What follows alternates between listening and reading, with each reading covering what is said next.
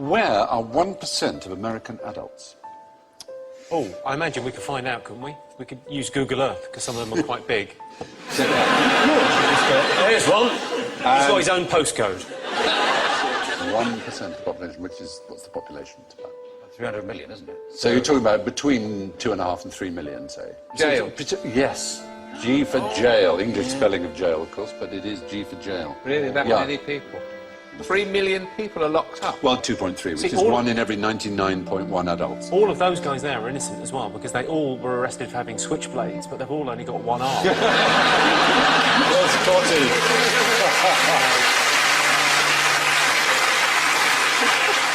Proportionally, the Americans imprison more than twice as many as South Africans, more than 3 times as many as the Iranians, more than 6 times as many as the Chinese. No society in history has imprisoned more of its citizens than the United States of America. We're doing pretty well, though, don't we? We sort of top the European League. We're ahead of China, Turkey and India. Yes. Yeah, with 148 prisoners per 100,000. It's the 3 strikes and they're out. That's been really the problem, yeah. I mean, a legal system based on baseball just seems bizarre. Yes. People don't seem to understand the law. It's all very complicated. What's simple? What do people like? Baseball. Right then.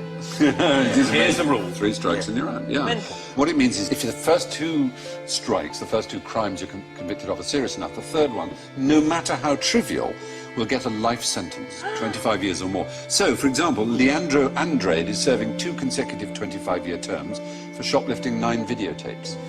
Or... He took 9? Yes. Kevin Webber, 26 years for stealing 4 chocolate chip cookies. It's astonishing. Well, it's really stupid, isn't it? Because if you know you're on this sort of deal... Yes. Yeah. Take 5. Yes, yes. That is the idea, obviously. Do another murder. Do a bank job. There's no point... There's no point doing anything trivial. If No, you're I know. going to get caught. It is a bit bonkers. But the racial numbers are a bit worrying, and the gender numbers, it's 1 in 30 men aged 20 to 34 is behind bars. But for black males, that's 1 in 9. 1 in 9. There are more 17-year-old black people in jail than in college. So 5% of the world are American, 25% of all prisoners Isn't the real are American. controversy with this the business end of it? Well, that's true. It's also, as you say, right, it is a business. Because it's not just license plate, they make loads of stuff. Well, one of the things I should have said when talking about contraband is that you're not allowed to bring into America anything that's been made by forced labour or prisoners. But in America, you can almost say, if you were so minded, that they've reinvented the slave trade. They produce, for example, 100% of all military helmets, ammunition belts, bulletproof vests, ID tags and other items uniform, 93% of domestically produced paints, 36% of home appliances, 21% of office furniture, which allows the United States to compete with factories in Mexico because, of course, obviously the workers can't refuse to work for 25 cents an hour. I very much like to say something hilarious, but something must be done. It is. Yes. It feels a bit more astonishing. question-timey to say. Come on. It is a bit amazing, isn't it? Yeah. It's extraordinary. Yeah. It's slavery by the back door. Exactly. What it? Benefit for you to work. You get solitary confinement if you refuse to work. Yeah, more than 1 in 100 American adults are in jail.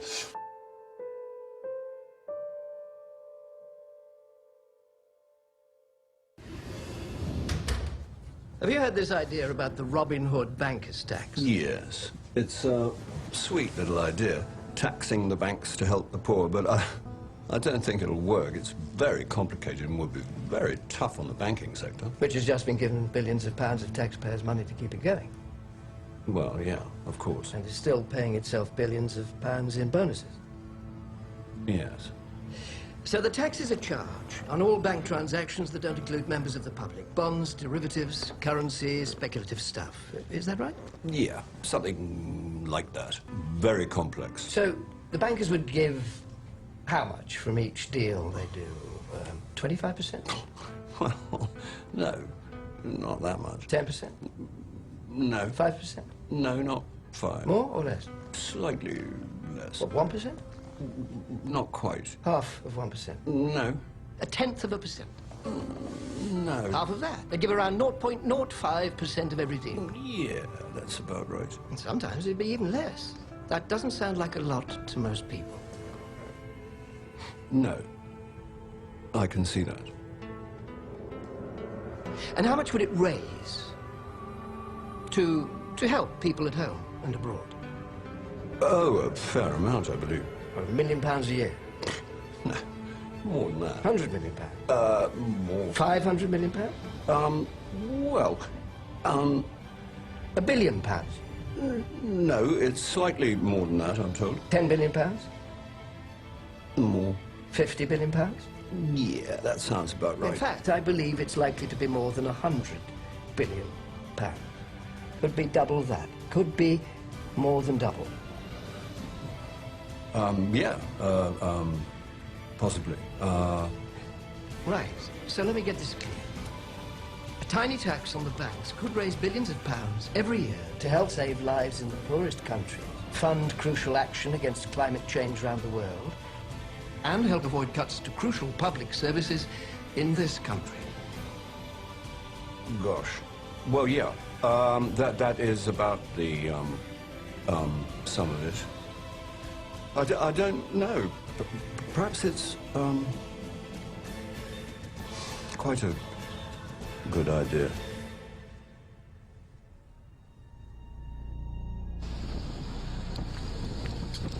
Okay, this is a moment in history. We are here with Sam Capilano and from the Esclavage Nation in Red Jacket, and we're placing what's called a permanent eviction notice to the courthouse.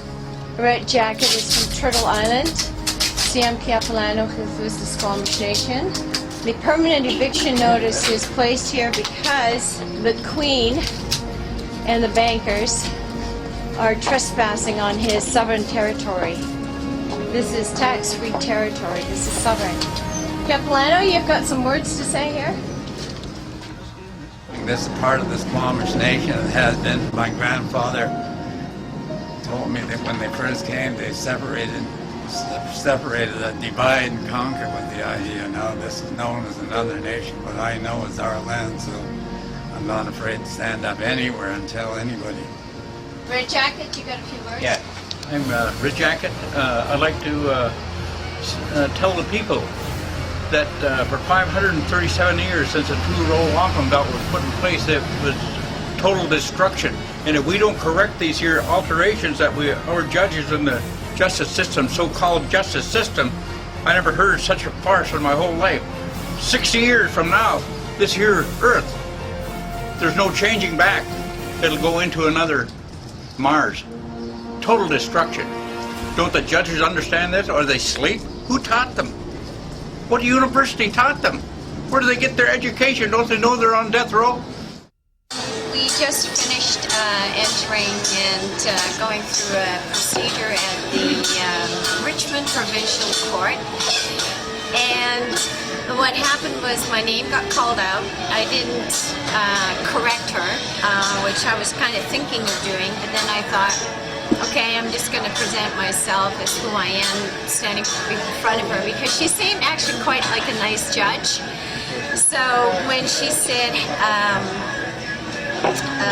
when I stepped up to the mic, I said I claim common law jurisdiction. She right away rattled off all the charges and wanted to ignore that statement. And then she asked me, how do I plead? And I said, I do not consent and I waive the benefit. And I think that's a really powerful statement that I want to teach to a lot of people, because when you enter a plea, you enter into a contract. Whether it's guilty or not guilty, it is their way of saying you have understood the jurisdiction that they want you to respond with. And the guilty or the not guilty is something that you actually perjurize yourself with. So when I said I do not consent, meaning I do not consent to you making any legal determinations against me, I do not consent to your jurisdictional claims against me, and I do not consent to contracting with me. Quite final with that. And because I had claimed common law jurisdiction at the beginning of my statement to the judge, she realized that I knew what I was doing, and she dismissed the case right away. So I'm really, really pleased with the outcome. After that, I actually met up with Paul Gibson in the lobby of the provincial court, and went up to him and shook his hand, and he said, and yeah, you are? And I said, oh, Irene Gravenhorst, and I told him that they dismissed the case, and he went, oh, too bad. it was orchestrated that Paul shows up after the case was dismissed so that he didn't have to deal with these issues. And being on the stand, on the record, for being the debtor to the contract. Oh, and I have to tell you that it's going to cost $3 billion. It's fine, ma'am. Okay.